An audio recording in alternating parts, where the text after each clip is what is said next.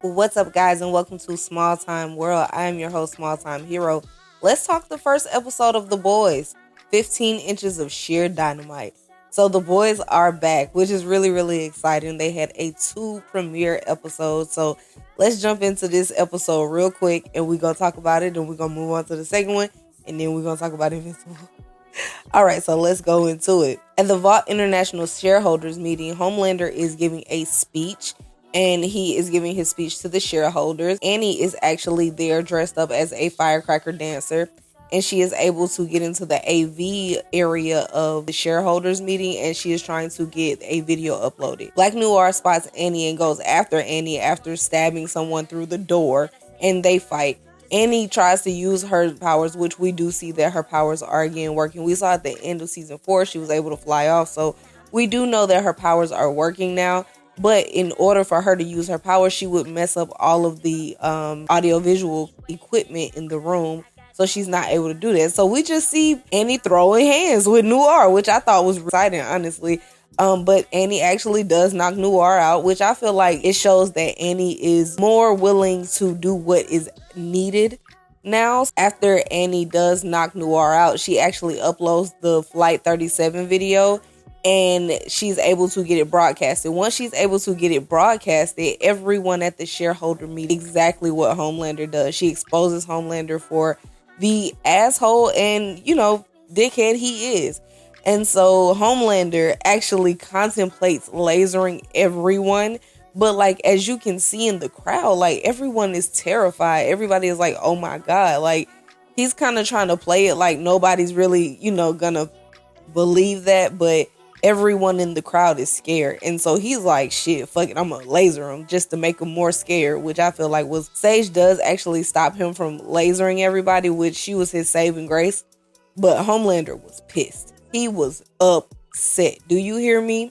So now let's move on to these Vault branded concentration camps. Now, these concentration camps are heavily branded, which we've seen before with Vault, but it's honestly kind of like it's just overkill at this point, because there's a QR code for Vault Bitcoin on the side of one of the cabins, and I'm just kind of like, who there has a phone to scan this QR code? Like, what? I don't exactly understand the branding of the concentration camps, but yes. Oh, excuse me, the freedom camps. But yes, so Vault has these concentration camps, and we know that these actual prison camps came from Tech Night. We found that out in season 4. That's the whole reason why Sage and Homelander and Ashley and Victoria were even at Tech Night's home that night when Huey sat on the cake dressed up as Web Weaver. So we actually move on past that. We see Ashley moving on up in the world, which I think is like kind of funny, because like within this whole show, like she has literally leveled up each season. Cause like Ashley used to be like an intern, I think, when we first met her. She was like Carolyn Sitwell's intern or like her assistant or whatever. And now she is officially the VP, the vice president. She is where Victoria Newman would be. And we have President Calhoun. The government is actively lying about the concentration camps, saying that they don't exist, saying that they're not there. And we actually see Chris Hayes there. Chris Hayes is an in real life anchor, so that's kind of cool. It's actually kind of, well, not cool, because like literally anytime I see Chris Hayes' face now, is dealing with like something very similar to what we're dealing with in the real world. So it was less like cool and more traumatic. Like, oh my God, like this shit is following me into my shows now. Also, Chris Hayes is an anchor on MSN now. With the amount of disinformation that Sage has Vault putting out right now, people don't know what's real, what's fake, or anything. So it is very easy for them to say that the Homelander video was deep faked and things like that. But that does not satisfy Homelander. He's like, okay, so people buy that it's fake, but they're still scared of me. And then he mentions the fact that Sage's life has kind of changed now, which I feel like this is kind of interesting, because it's just like you helped her life change. Like, you did that. So for you to be like, oh, you are giving advice to the Obamas now, you're hanging out with this person and doing things with this person, it's just kind of like, Okay, but you put her in charge and you followed her plan and you allow her to be in charge of the Godokin thing. So like at this point, what did you expect for Sage? You expected her to stay like below you, I guess. But I don't know, that's kind of funny because that's always the situation with black women. But we're gonna move forward. So Sage does tell Homelander that everything that she absolutely does is for him, and that she's not doing anything that he doesn't need or he doesn't want. And Homelander says that still her life has changed, and he sounds resentful, but of course it's because Homelander is a fucking baby, but also like he's going through a bad part of this whole situation of taking over the world. So now it has to be Sage's fault because right now Sage is almost America's sweetheart. But it's funny because that's a good place for her, and it's also the same place where Victoria Newman's dad, Stan, was pulling all of the strings from. Like in this world, it's best for people of our color to be behind the big people pulling those strings. So I think it's quite funny that he does not like that Sage is getting this notoriety and getting this love. We know that last season, Homelander found out about Sage's lobotomies, but he actually found out what she was doing them for. So I thought that was actually I thought that was funny that he brought them up. Like you not knocking holes into your brain trying to numb yourself again, are you? And I just, it was interesting because like if you bring up Homelander's like issues, literally it's not a big deal, but like, well, excuse me, if you bring up Homelander's issues, he will cut your fucking body in half. But he just be throwing out other people's insecurities just willy and nilly. Like this nigga don't care. Homelander is a dickhead, but he's also a dickhead who cannot take what he dishes out. And I think that is a big part of his character. This nigga is not able to take what he dishes out. So the NNC is calling Homelander a murderer at this point, and they're also saying that he might have had Ryan murdered. We don't know where Ryan is. We know Ryan left after he got into it with Homelander and he killed, I can't think of her name, but he killed the lady from the CIA.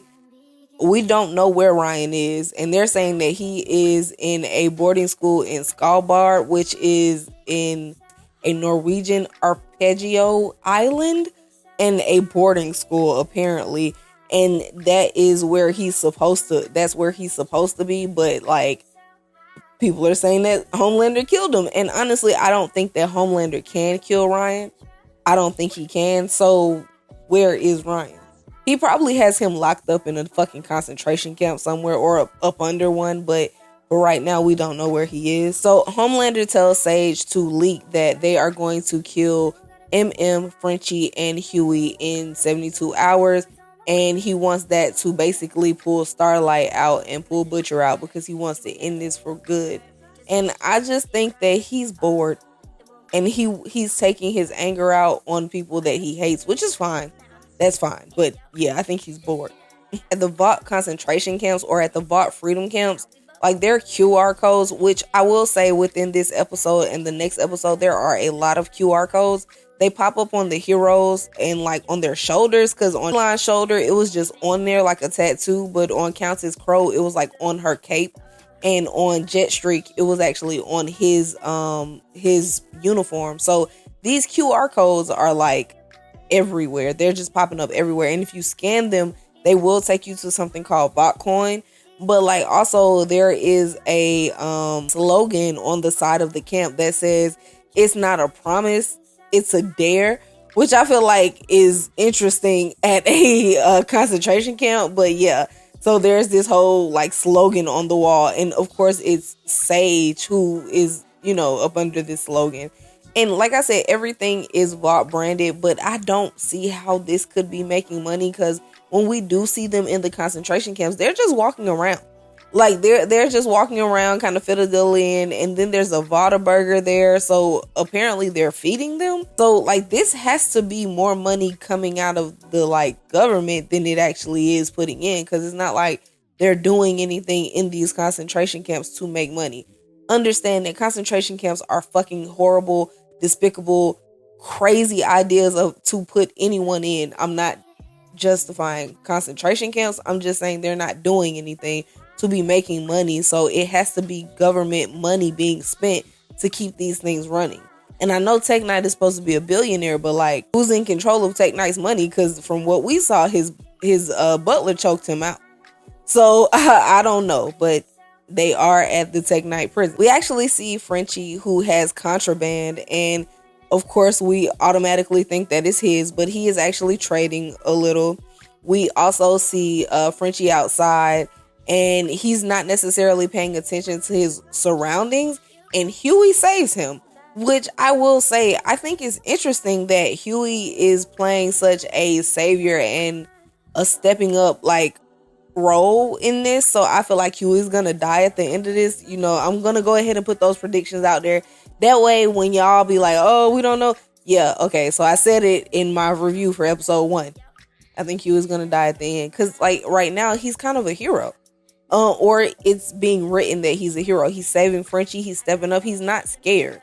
And before, we could clearly see like Huey was scared. So Huey saves Frenchie from being stabbed. And we also see MM fighting.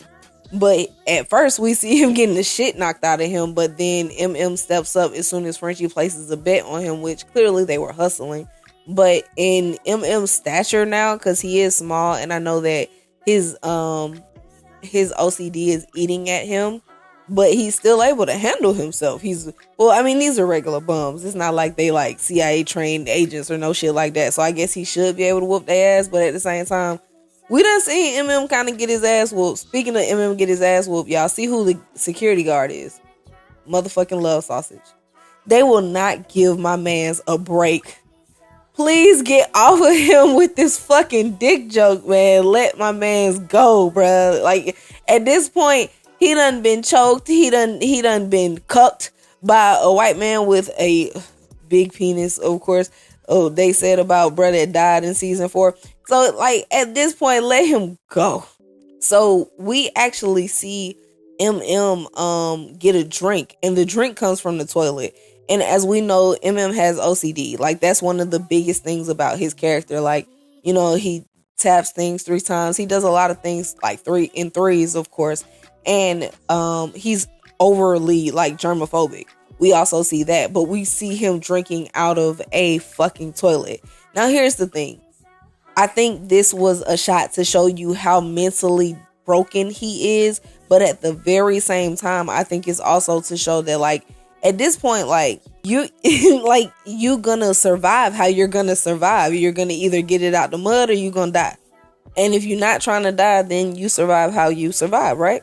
And we see Love Sausage beating another man. Like, this nigga's weird. I'm sorry. Like, you just want to take your dick out and hit niggas with it. It's weird, okay? Butcher goes to see his father, which he says is a stopover on his way to where he's supposed to be going. You know, his dad is visibly, like, scared of him. And I think it's really interesting that Butcher's father is, like, visibly, like, shaken.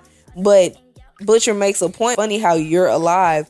And, you know, my brother and my mom are now dead, and you gave them hell, and you're an evil fucking bastard. You should be dead. But honestly, it makes sense because I'm still alive and I'm a fucking bastard and I'm just like you. So we both live. Like, he really kind of nails into his old withering father, who I do remember he had cancer, but apparently he hasn't died. But his mother has died in the time that's passed. So at this point, like, yeah, it's it's kind of fucked up that you're still here, to be quite honest. Like, yeah. But yeah, so he does bring up his brother, and he goes to talk about his brother's trophy that he won for Magic and how his father didn't support it and how his father was a fucking dick to him about his ring show and things like that. But his brother pushed through. Of course, when you have an abusive parent, one of the big things that you learn is pushing through, and then sometimes you hit a wall and you no longer can push through. And I think a lot of that is kind of Butcher's story, but of course I didn't read the comics, so I feel like if I read the comics I would have a better understanding of Butcher and his backstory. So Butcher's father kind of figures out what Butcher is there to do, and he's kind of pleading like, hey, look, at this point I'm gonna die, you know, someday, so what you're doing is kind of crazy. Like, don't do this. And Butcher's like, yeah, you are gonna die soon, and you know, it would be a waste of my time, but honestly, I don't give a fuck about wasting no time. I'm taking your ass the fuck out of here. You won't outlive me, motherfucker. And I feel like that was like the exclamation point. Like, nigga, you will not outlive me.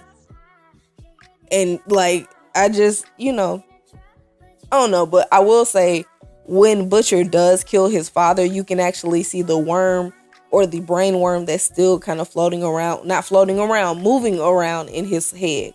So he does still have whatever sickness he developed from the Temp V.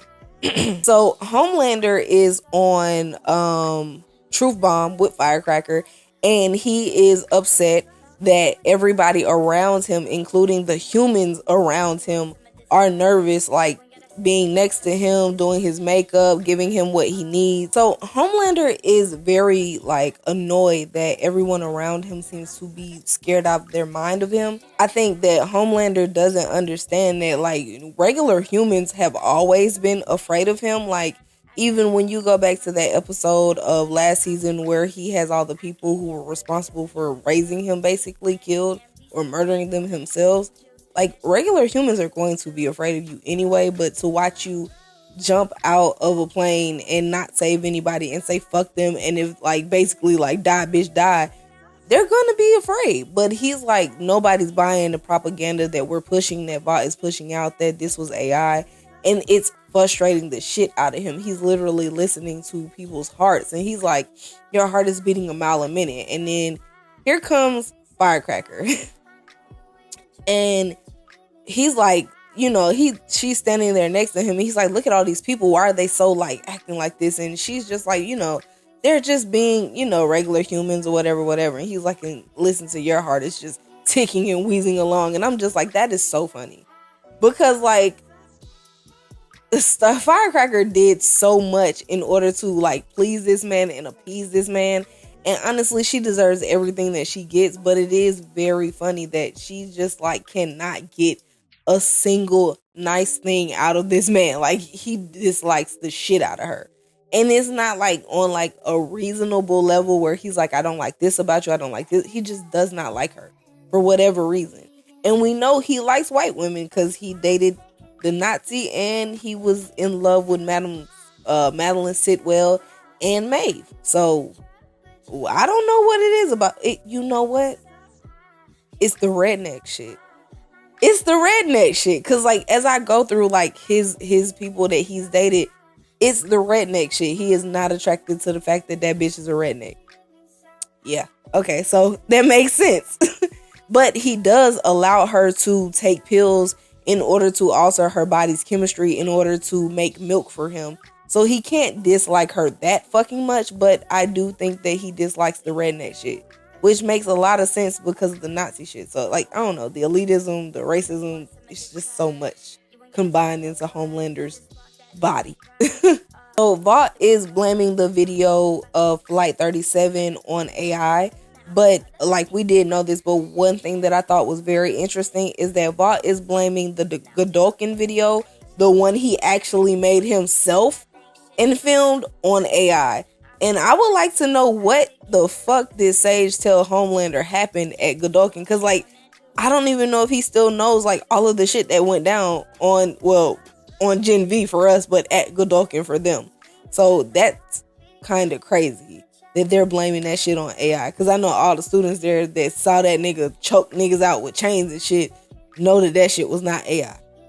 So at this point, it's like, who's believing this shit? So we see Kimiko in Manila, and she actually is talking to a young man in sign language, which is not surprising for us, but she tells him to take the fried things, I don't know what they were, it might have been plantain, and give them to his mother. And so she actually finds someone trying to break in, and they have a quick scuffle, and we find out it's Butcher. So Butcher doesn't actually talk to Kimiko. He just tells her, basically, we're going to go get them boys and we're going to break them out. But one thing that I did think was very significant about this scene is the poster in the back for Roger and Hammerstein's South Pacific. It is a movie about romance and prejudice and racial injustice and things like that, but it's also from the stance of a Frenchman and I think she was English, but it's one of the characters in the play one of the characters in the musical is a Frenchman, and of course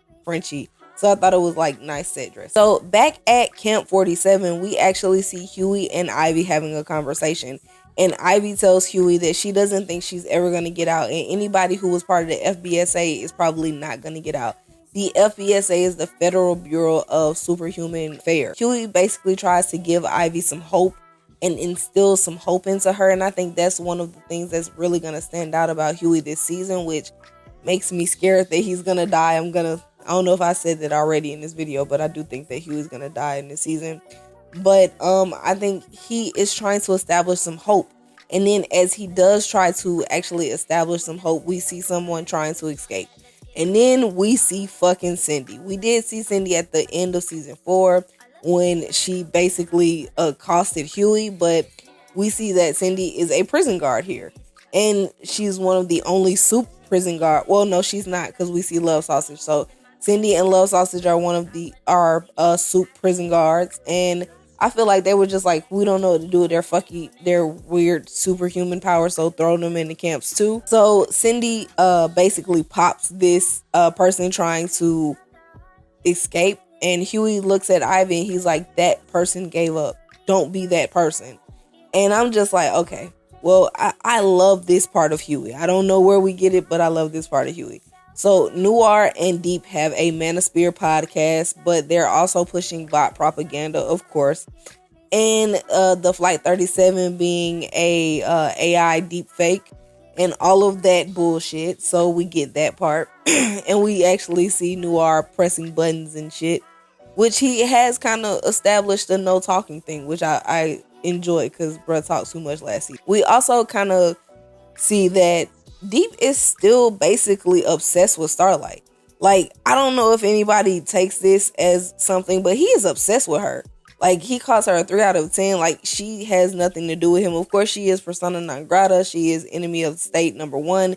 But he is attacking her looks. And she is actually listening to this god-awful podcast. And Butcher comes in and he's like, yeah, you're more like a 3 out of 10 or something like that, he says. And of course, she's like, what the fuck ever? How'd you get here? But also, she's like, oh my God, Kimiko. So Kimiko and Starlight, or Kimiko and Annie, actually talk about how she ended up in Manila and what was going on and what happened to her. And she tells Annie that basically they got tired of her killing their guards, so they basically deported her. And she also says that she had started talking and she's gotten speech therapy, regular therapy, and a whole lot of fucking TikTok, which I love for Kimiko. Like, I love that she's talking. I love this for her, right? Annie is definitely excited, but that's when Butcher does interject himself and he's like, hey, we gotta spring the boys. And Annie is like, you're trying to get Frenchie out so that he can finish the virus and he can kill all the suits. Butcher is like, yeah, bingo. And Kimiko is like, but it's gonna kill all of us. Like, she's the only person who at this point has had the virus stuck into her, because of course, remember, Samir stabs her with the virus. So honestly, like, she's the only person who can kind of speak on this. At Camp 47, we see Frenchie, and Huey up underground, and they are making Molotov cocktails. tells them that they are getting executed, and Homelander is coming to do it in like 48 hours. Huey says that the only reason why they are doing this now, because they do question like why the timing, is because they want to lure Starlight and Butcher out so that they can kill them. Which, he's not wrong. Kimiko, Butcher, and Starlight basically plan their attack and discuss the resources that Annie has. Annie shows them an aerial shot of Camp 47, and Butcher and Kimiko both ask her why in the hell hasn't she sprung them yet. And she gives them this bullshit reason, basically saying that they're better where they are, and she'll just, they're better where they are. And she basically kind of like, I think she gives this look like she get them killed too, because right now Annie has a lot weighing on her as far as like people dying in her name. Because like, that's one thing that I don't think we touch on enough, is that Annie is Starlight, and a lot of this shit is Starlight, like they use her name. So it's very easy for this shit to feel like it's her fault. So Annie does say that she has a way to get Huey, and she may have a way to get Huey, and Frenchie out. but she has to make a contact call. So we find out who her contact is, but of course we all know it's A-Train because of Gen V. Back at Vault Tower, we see Homelander, who is actually watching Flight 37 and watching the footage of, the things that he did, like he didn't fucking do it. Or maybe he's reminiscing of Maeve. I don't know. It's just like, nigga, you did this shit, so you did this shit. It's funny that it was done so early on, but it's coming back. But yeah, you did this shit. The Deep and Noir come in because Homelander has them summoned, and he is basically like, how in the fuck did y'all allow her to get in and get away? And Noir did give chase, but she got away from Noir, and the Deep says he was on the other side of the stage, so he didn't even know that she was there. She was able to get in and put the video on. So, of course, Homelander is like, check it out. I got our stage manager right here, and we've come to a very good understanding. This man's fucking head is missing. Half of the top of his fucking head is missing. Still wearing the same thing that he just had on at the fucking shareholders meeting. So, yes, Homelander is pissed. He may be trying to push this shit as AI, but he is very, very upset about what the hell is going on. So Homelander starts listing things that the Deep has not truly accomplished or has even, set himself up to accomplish yet. And it's so funny because it's like, you haven't found A-Train, you haven't found Starlighter, you haven't found Butcher, you haven't done shit. You ain't accomplished a goddamn thing. And Homelander does threaten their lives, basically saying that they can't be doing it on purpose because they know that would be suicide. And he tells them that they need to do better. They need to do better, and they need to handle this shit right the fuck now. And he basically tells them to go do their fucking job, where we find out Homelander actually has Soulja Boy in his apartment for some fucking reason. I have no idea why, but yeah, he's on ice in Homelander's apartment. Noir and Deep tries to tell Noir that he needs to have his back when Homelander comes at him.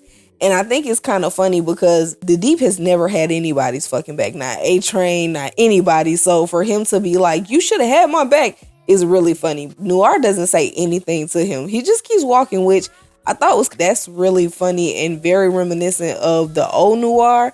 So it had a lot of people on social media like, who is this Noir? Who is this Noir? But I think he just didn't give a fuck. Like, he was like, I'm tired of this shit. I don't want to hear your fucking voice no more. I'm not quite sure, but I think Noir might hate Deep. I mean, it's easy to hate him, so I get it. So at the White House, Ashley and her new husband, who is played by Daveed Diggs, is O-Father, who is a soup, and I'm guessing a reverend also. I don't quite know about that. But he is the CEO of Samaritan's Embrace. So, of course, remember Ezekiel, who Butcher shredded? I guess. I mean, he basically shredded him. So, Ezekiel used to be the CEO of Samaritan's Embrace, but now it's O-Father. O-Father, and Ashley apparently are married. And they both are soups. Now we find out that Ashley she developed a psychic reading ability or something like that. She's able to read your mind. And also she has internal monologue a lot. I don't know. It was weird. So they talk about how they met, and they also discuss what their values are as a couple, as a Christian couple, which I think is really funny because Ashley gets down. We know from last season that she is a real freak. And we know from 2 seasons before that, she was beating niggas in the bathroom and being a dominatrix. So Ashley's a real fucking freak. So I don't know what these two are doing together. But yeah, it's interesting. I don't know if maybe she turned over a new leaf, She ain't all that no more. She just like regular vanilla sex. I don't know. Sage tells Ashley that Homelander wants cyber terrorists locked up also. Anybody who's liked the Starlight message or tweet or anything like that, anybody who's maybe been a little bit of pro Starlight, Homelander wants them all locked. Ashley does say that would mean that most of Americans will be thrown in jail or into camps. And I think it's interesting that Sage stepped in when Ashley and O-Father were talking about DEI. Because it's like little moments where you're just like, oh, she is a real black woman. But then there's other moments where it's like, oh, this Candace Owens ass bitch. It's just moments. It's everywhere. So Worm's apartment. Worm is a television writer. But he says that Vought has replaced all their writers with AI, so he is actively looking for work. Worm also apparently has sent inappropriate messages to Miranda Cosgrove, apparently, which is reminiscent of the Nick Doc of, those old ass producers and old ass directors hitting on them children on the Nickelodeon studios. Butcher basically tells Worm that he needs him to tunnel for him, and Worm agrees. We see Kimiko and Starlight, and they are waiting for someone, and Reggie runs up. Reggie, aka A-Train. He wants to go by Reggie, so we're calling him Reggie from now on, okay? But know that I'm talking about A-Train. So he runs up, and they meet to talk, and we find out that Marie and the gang are doing well. They are handling themselves, but they are the only ones. And he tells Reggie that she needs him to run Huey, and Frenchie out of the prison camp. And Reggie is like, fuck no. He's like, listen, I have a family to protect. I have to be alive in order to protect them, and I cannot die. And this shit sounds like a suicide mission. They're getting ready to be executed anyway. So like, this right here is not something that can actually happen. And he is just like, fuck no. Starlight does say that she understands, which I kind of get, because we are asking someone who has a family, who cares about their family, to put their life on the line and put their family behind them to do something. And I feel like A-Train or Reggie is not that, Back at Camp 47, Huey, and Frenchie make Molotov cocktails again underground. Says that Frenchie for the first time is actually fucking sober. And it's so interesting. And it's so funny because it's like, it took you being in concentration camps to clean your fucking self up. But we all know that it's not concentration camp, that it's Kimiko. And he has something to live for, and he knows that she's coming, or that, she's going to be there with him soon. So I feel like that's what's keeping him sober. Like, if something were to actually happen to Kimiko, which, with this virus, it possibly can, he would probably lose it. But right now, he's able to stay sober because he's in love. Has seemingly basically given up, and, he's given up on ever seeing Janine and Monique again, and he just kind of has this fuck it attitude. But like, I think that prison and things like that do different shit to different people. Like, it's very easy for Frenchie to have hope. He just fell in love. It's very easy for to not have hope because he hasn't been able to be with Monique and Janine in years. Since this shit really popped off, he hasn't been able to be happy with his family. The only happiness that he does have is that hopefully they're safe, they're away, and he, like, far as all that shit that comes with him, is as far away from them as possible. And I think, he's good with that, and he's like, okay, I'm done. And I hate that, but of course, you gotta have it, right? So Huey goes to get more resin for the Molotov cocktails, and when he gets back to his camp, he finds all of his other, like, camp bunk mates dead. Homelander had killed everyone, in which I think using his eye lasers, that's his main way to kill people. Like, he just be like,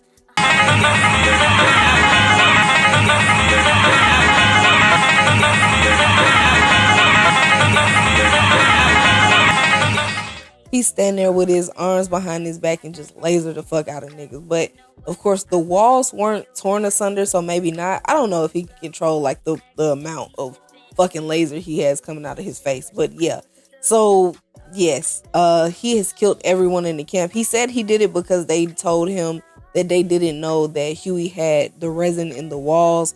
But I think he just did it just cause. Like, I don't think he even asked them if Huey had that shit.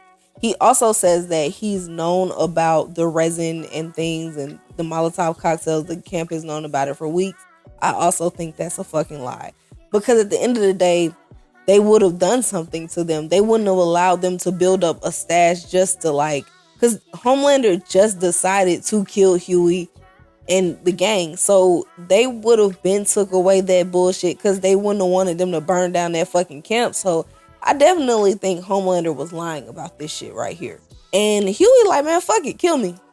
Let's go, kill me. Do it, nigga, do it. Do it. And which I felt like also is, one of those hero moments where it's just kind of like, man, I'm tired of this shit. There's a moment where Homelander is basically like, why is it that these people are willing to put their lives on the line for you? What is it that they get from putting their lives on the line for you? Starlight, Butcher, all of these people care, and they want to make sure that you're okay. And Huey's like, because they know I'll do it for them. And Homelander is standing there befuddled because he just does not get it. And I think it's so funny because he cannot comprehend love. He's liked people. He's been liked, maybe, but he cannot actually comprehend love. And there's no managing love. It's just a feeling that you have. And these people would do anything for Huey, just like Huey would do anything for them. Like, even though Butcher probably would never say it, he knows that Huey will probably run into, well, not anymore, but before, Huey would have ran into a burning building with him if he said, hey, let's go. So I do feel like that's, why Homelander doesn't get it, is because he hasn't experienced love and no one loves him. Homelander was in there reading his journal, and like, they're in a prison camp, so he literally has no privacy. He can't even shit in peace. So the fact that Homelander was reading his journal was just another layer of fucking invasion of privacy, like a million times. Like, bro, like, you can't just leave my fucking shit alone. Like, not even that. Good God. So in Brittany, France, we find out that A-Train has hidden his brother Nathan and his family there. Nathan is played by Christian Keys. And Reggie basically has a conversation with Nathan about their situation. And Reggie is like, hey, listen, don't give me that bullshit about like, you're okay, you're cool. I know this shit is terrible, moving from place to place, not knowing if somebody's coming to kill you today, not, being on a run. And A-Train's brother basically tells him like, nah, I mean, running isn't ideal. It's not, the perfect scenario. But at the end of the day, running, makes you a hero. Taking care of me, Raina, the boys, makes you a better dude. It makes you a better person. And that day when I was on your ass about not being a hero, you have proven me wrong. We see Nathan basically tell Reggie he loves him. And that's when I was like, oh, A-Train gonna die in this episode. Reggie's gonna die in this episode. In this moment, when he was having this come to Jesus moment with his brother, this uncandid moment, and we know how much his brother means to him, I was like, oh, he's gonna die. Like, that's when I peeped it. I was like, oh, yeah, this is them tying up his hero arc. Okay. So I was kind of like, I had prepared myself for it, you know what I'm saying? So at the hideout, Butcher and Kimiko find out that Starlight called Reggie, and he's like, you called Reggie to help? Well, you called A-Train to fucking help with us? He declined.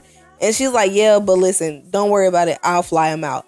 And Butcher is like, that's gonna take bloody fucking forever. And she's like, okay, but we gonna make sure that they get out. We just gonna have to, take fucking forever. And Butcher looks at her and he's just like, all right, fine, cool, you fly him out, but Frenchie comes out first. And we find out that, like, I don't know, Annie is deep in it, man. She is deep in war, because she was like, all right, cool. Like, not let me get my boyfriend, not let me make sure my boyfriend all right. Just, all right, cool, Frenchie out first. We'll get the rest of them, maybe. Because while you getting Frenchie out, they could die. So, maybe. Annie says that Homelander must die. And, yeah, so getting them out however they do is fine. Because we need Frenchie to get this virus together. But we also saw Reggie's nephew. There was something weird going on with the birds over the ocean. That's what he said when he ran up. But we find out that that's the deep. Of course, like, if something's weird going on in the water, of course, it's the deep. So Reggie was able to get his family away safe again. And basically, the deep and A-Train have a conversation. Reggie's like, when are you going to leave my fucking family alone? And the deep is like, I'm never going to leave them alone. Which, in that moment, I would have, like, lost my fucking mind on that nigga. Like, you ain't gonna never... Oh, okay, let's go. But he was like, I'm never gonna leave them alone. I'm gonna keep coming, blah, blah, blah. And Reggie's like, you are pathetic. And you are scared as fuck. And you don't even know it. And he's just like, I knew. Like, I didn't know I was scared. Like, I'm, figuring this out, too. But I was scared, too. And he's just like, you're pathetic. And... you are going to be hunting my family until Black Noir is hunting you. Oh, and I mean the new Noir, because Homelander killed the old Noir.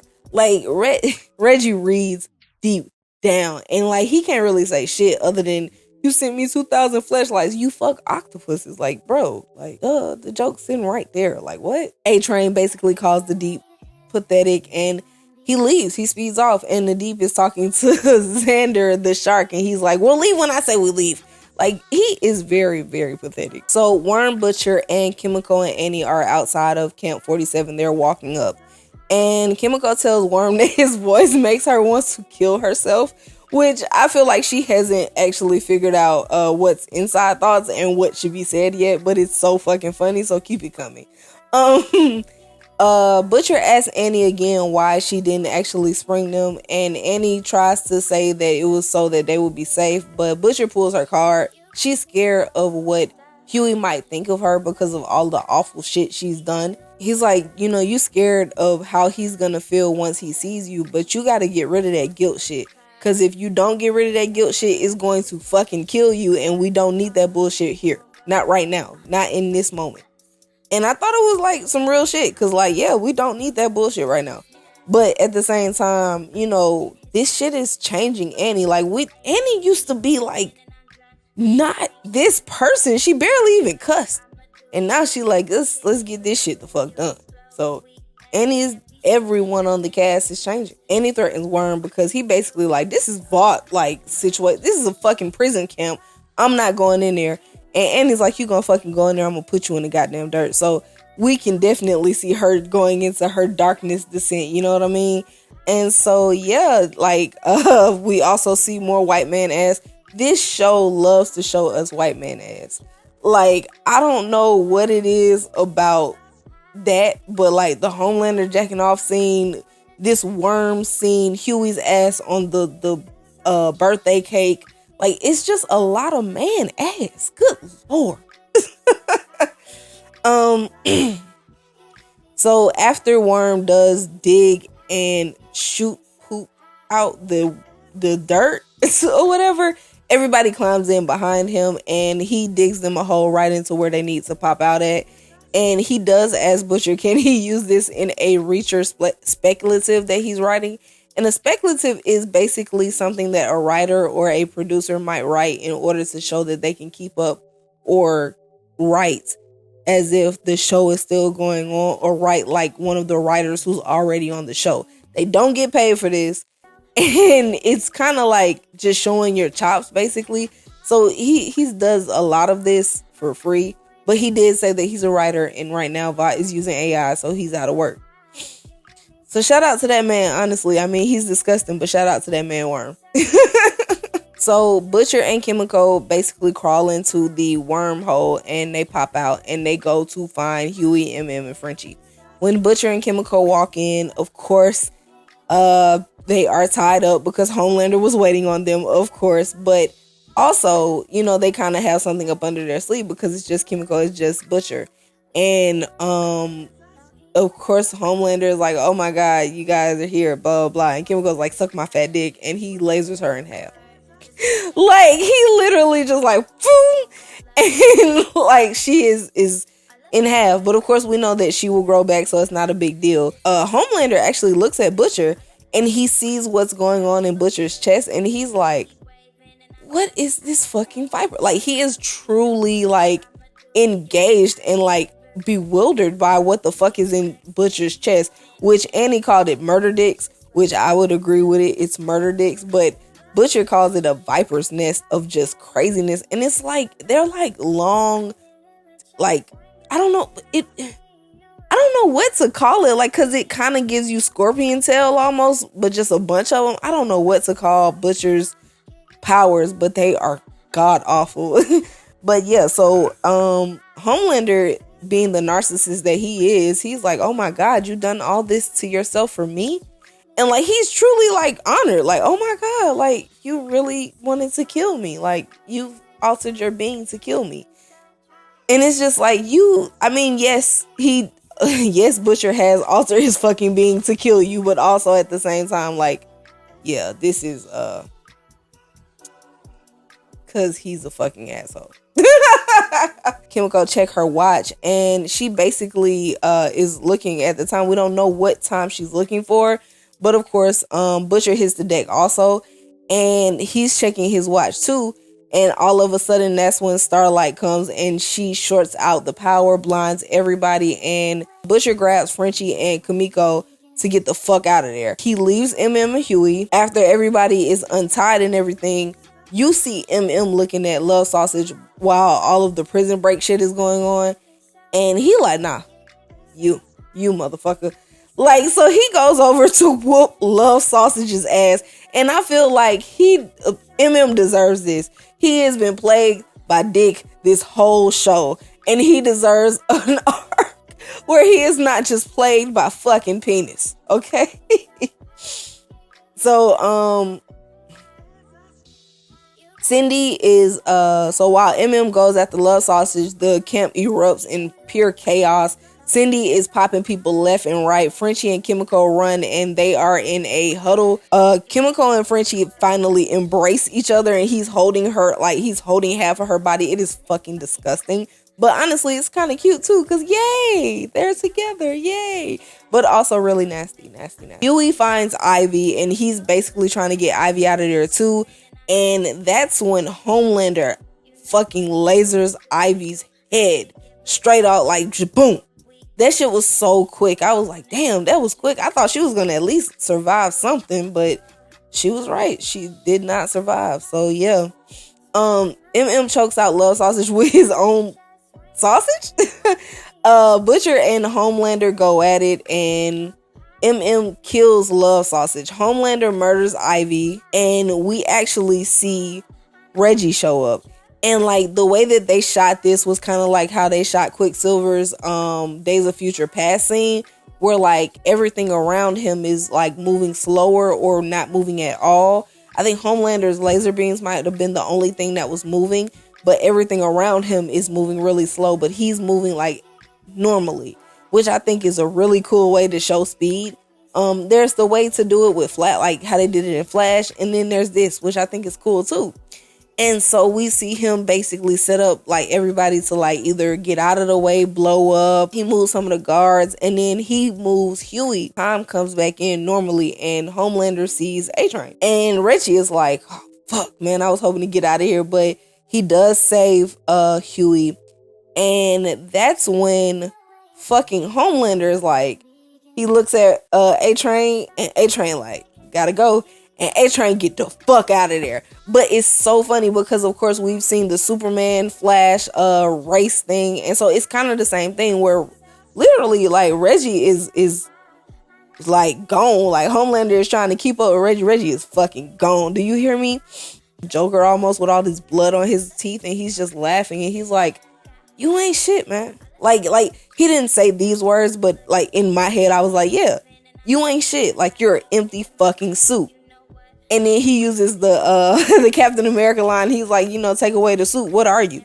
Nothing. Pathetic. Once again, he calling somebody else pathetic. But I love it. I absolutely love it. So, you know, be mad at me if you want to. He calls him weak and pathetic and shriveling. And of course, Homelander snaps his neck. But it was sad. But in the same breath, it was probably the most heroic thing A-Train has ever done.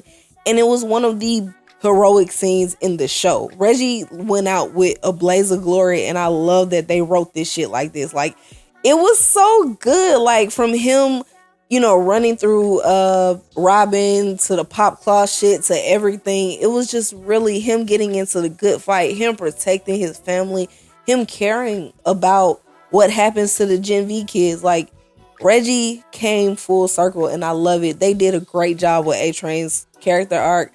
I could have done without the bullshit, without the other shit, but like, I love the way they ended this. So kudos to the writing staff and everybody over there. I hope y'all not using AI, but yes, episode 1, season 5 of The Boys. We are done with episode 1.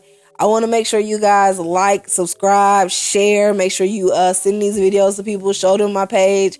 If you can, you know, write me in the comments. Let me know how you feel about this first episode of The Boys. I know I'm late, but I'm coming with every episode. We are going over all these episodes, baby. Because I got something to say. But yes, so make sure you let me know what you got to say.